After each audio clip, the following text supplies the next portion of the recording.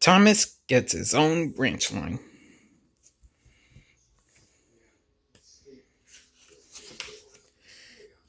When Thomas first came to the big station, he was a cheeky little engine with no experience and not very many good manners.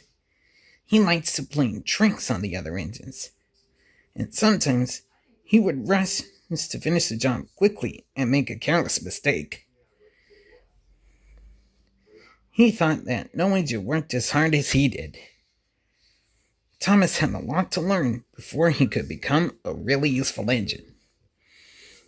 One day, Thomas was shunting coaches in the yard, but he didn't think pushing coaches around was a very important job.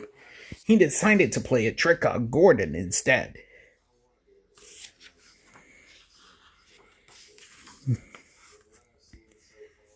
When Gordon came chugging into the yard, Thomas steamed down from behind a tree and overturned a truck full of cement right onto Gordon's wheels. Gordon was stuck. "Now I cannot pull the express," he grumbled. Thomas just laughed and laughed. Peep, peep, peep. But the joke did not seem quite so funny when Sir Topham Hatt came marching up with an angry look on his face. "Thomas, where are the coaches?" he demanded. "People all over Sodor will be upset if the express is late. Everyone expects this railway to be really reliable and right on time." Then Sir Topham Hatt hurried off to see if Henry could pull the express.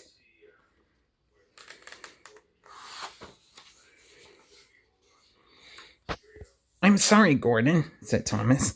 "I thought my trick would be funny." And he quickly went to get the coaches that he was supposed to have lined up earlier. As he raced off, Thomas could hear Gordon still grumbling. "Cheeky little engine." Thomas worked quickly to get on the coaches. "Hurry, hurry," he pleaded. "The express is going to be late."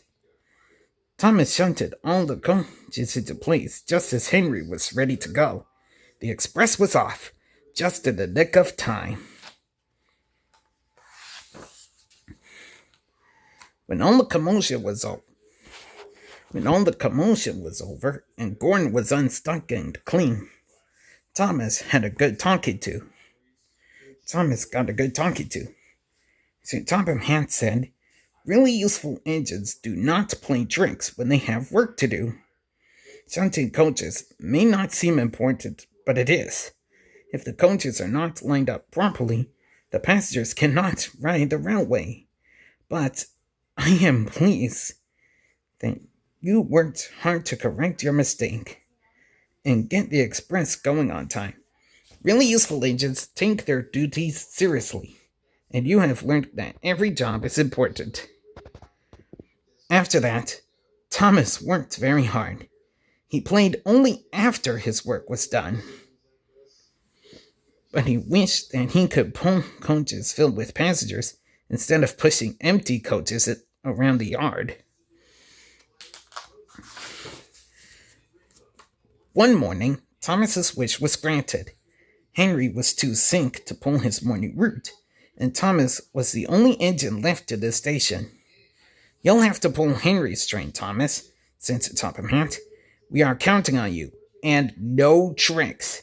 "Yes, sir." Thomas hurried away. He knew that he could do as good a job as any other engine.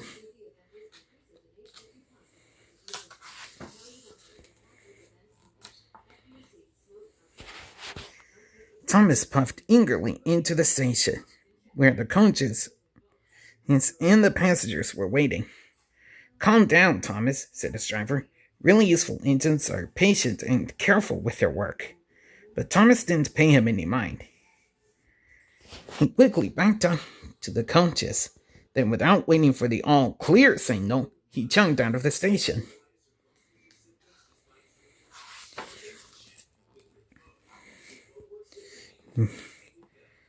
Thomas puffed along the line. He was very proud of himself. When he reached the stop signal, he slowed down in a huff. Why should a speedy train like me have to wait for a pesky signal? He thought. Beep, beep, he whistled impatiently. The signalman came running out. Hello, Thomas. What are you doing out of the yard? He asked. Can't you see? I'm pulling Henry's coaches, peeped Thomas. I don't see any coaches, said the signalman. Thomas's driver looked over his shoulder. There were no coaches. Thomas had left them behind at the station. Thomas was so disappointed that he almost cried. Don't worry, Thomas, said his driver. We'll go back and get the coaches straight away. Thomas went back and got the coaches. He waited until the coaches were properly hitched. Soon they were back on schedule. At each station, Thomas was very careful to let on with the passengers and on and off. Thank you, Thomas, they said. When Thomas got back to the yard that night, he was very tired. But pulling coaches was harder than he had thought. Sir Topham Hatt was waiting for him, trying not to smile. You did just fine, Thomas, once you remembered to get the coaches. Sir Topham Hatt chuckled. More important, you learned something. Really useful agents are patient as well as speedy. The next week, Thomas was pulling the afternoon train. When he came to the first station, he noticed an engine that wasn't on the track. Hello, I'm Thomas, he said. Why aren't you on the track? Pleased to meet you, Thomas. I'm Bertie. I'm not on the track because I'm not a train. I'm a bus. Buses take passengers just like trains, but we drive on roads instead of on tracks, Bertie said. Well, a bus can't be as fast as a train, said Thomas. I bet I could get to the end of the line before you. And he raced off. Thomas was trying so hard to beat Bertie that he forgot to stop at the stations to let the passengers off. They started to get angry. Thomas's driver shouted, Stop, Thomas, stop!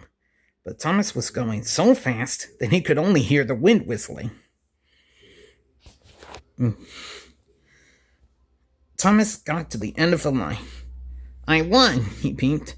I knew trains were faster than buses, but Thomas, the driver said angrily, you haven't let any of your passengers off. Oh no, gasped Thomas. How will I get all these people home before dark? Just then, Bertie came driving up. I'll help you, said Bertie. You will help me? Thomas asked. Even though I was very cheeky. Of course, said Bertie. We all help each other on the island of Sodor. And Thomas and Bertie split up the passengers and took them all home. Once again, Thomas got a talking to from Sir Topham Hatt. Thomas, today you made 2 mistakes.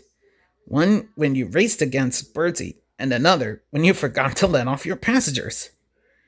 But in the end, you and Bertie got all the passengers safely home. I hope you have learned that although trains and buses are different, it does not mean that one is better than the other. And things work out when you work together. Thomas was learning new lessons every day. And he liked his new responsibilities. One day, he was pushing some troublesome trucks in the yard when he saw James going by, much too fast. Help! Help! James called. The trucks are pushing me too fast, and my brakes are on fire. The troublesome trucks only laughed and called, faster, faster!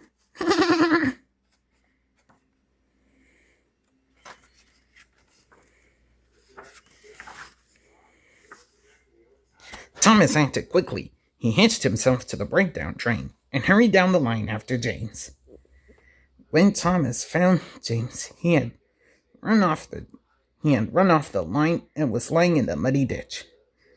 Thomas helped to get James and all the trucks back on into the track. "Thank you, Thomas," said James. "You knew just what to do." When Thomas and James got back to the yard, St. Topham Hatt was waiting for them. "Thomas, I am very proud of you. You were brave, cool-headed, and helpful.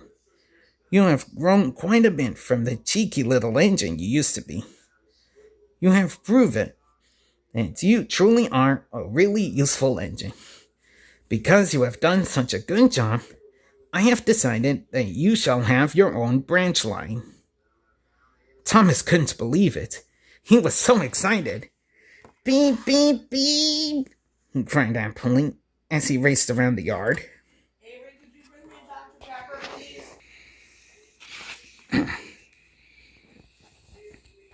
Now Thomas is proud of all the things he learned. He has two faithful coaches of his own. They are named Annie and Clarabelle, and he loves pulling them up and down his very own branch line. Thomas always knew he would become a really useful engine.